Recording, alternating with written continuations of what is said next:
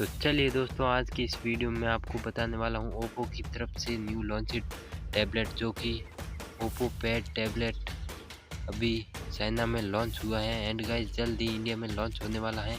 तो गाइस आज की इस वीडियो में बात करने वाला हूँ ओप्पो पैड के full specification with launch date की कि इंडिया में ये लॉन्च कब होने वाली है। तो चलिए वीडियो शुरू करते हैं।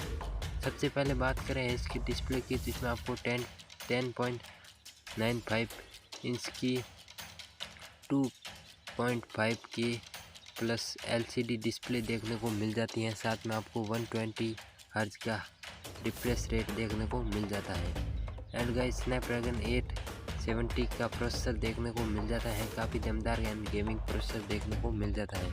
बात करें इंटरनल मेमोरी की, तो इसमें आपको 6/8 GB की रैम देखने को मिल जाती है। साथ में आपको 256 GB की इसमें आपको इंटरनल स्टोरेज देखने को मिल जाती है एंड गाइस बात करें इसके बैटरी की, तो इसमें आपको 8360 mAh की बड़ी बैटरी देखने को मिल जाती है। साथ में आपको 33 वाट का फास्ट चार्जर का सपोर्ट देखने को मिल जाता है।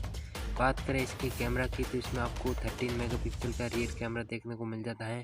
साथ में 8 मेगापिक्सल का फ्रंट कैमरा देखने को मिल जाता है। साथ में आपको वाईफाई 6 का सपोर्ट देखने को मिल जाता है 4 स्पीकर के साथ।